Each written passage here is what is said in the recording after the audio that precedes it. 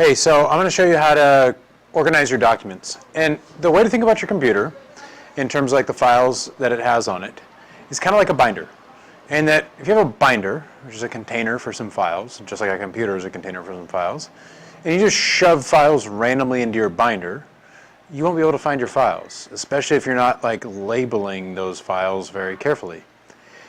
Computers work in very much the same way, except the computer you're going to use at school, when you save files to it, it's going to save those for your entire school career because you're on a network drive, and we'll explain more what that is in a different video.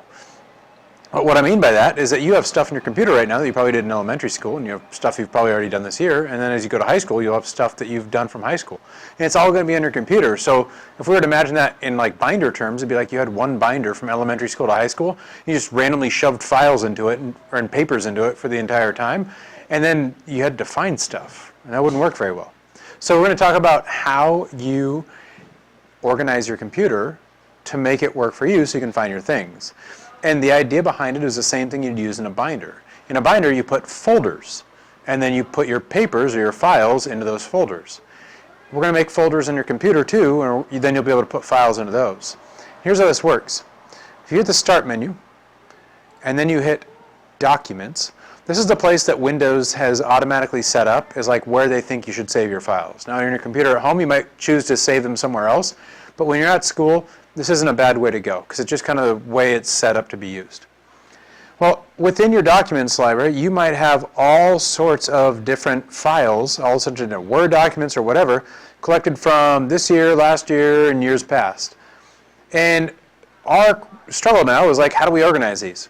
What we're going to do is we're going to make new folders. So here's what I want you to do. If you have anything from elementary school, just make a new folder and call it Elementary School, E-L-E-M-E-N-T-A-R-Y, School. And you can see that it shows up right there. If I click somewhere else on the screen, Elementary School is right there. Now, one file at a time, or if you want to select more than one file, hold the Control button on your keyboard, and you can select multiple files at the same time. Click those files and drag them into the Elementary School. And when you let go of them, they're gone. And now if you double-click Elementary School, they're inside there. And the way you can trace where you've been and where you are is that you were in this Libraries folder, and you can also see Libraries represented over here. You went to Documents, and now you're in Elementary School. And so Libraries, Documents, you're actually in My Documents, and then Elementary School is where you're at. To get back, you could just click Documents right here. Now let's say you've done some stuff in 7th grade. So you make a new folder for 7th grade. 7th grade.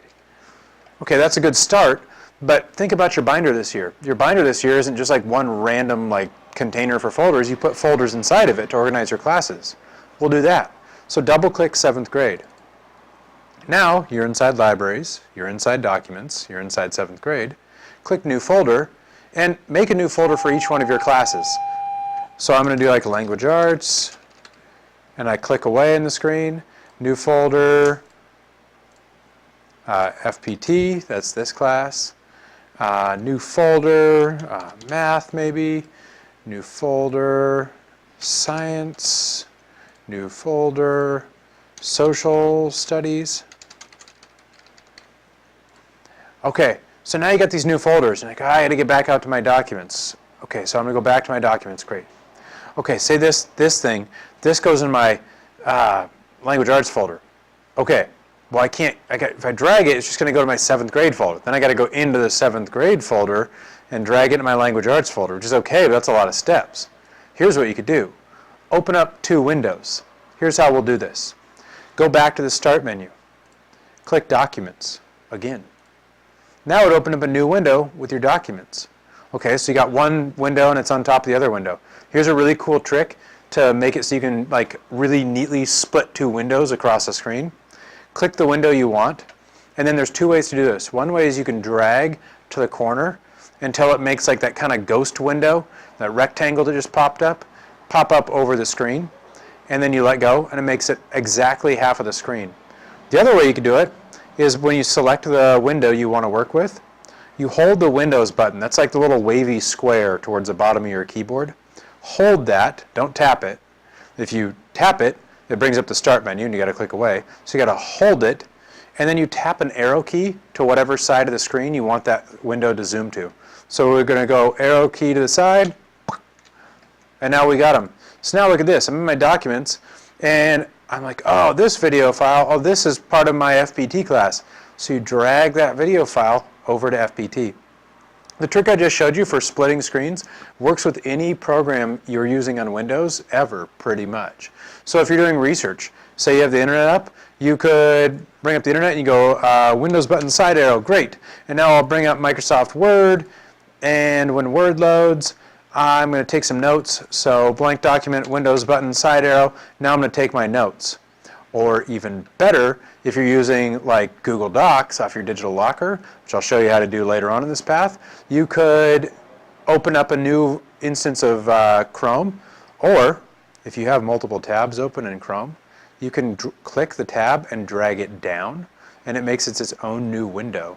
So that way, you can like split two windows and have them one on each side, and then you can like do research and take notes. Use these tools; they will help you be productive.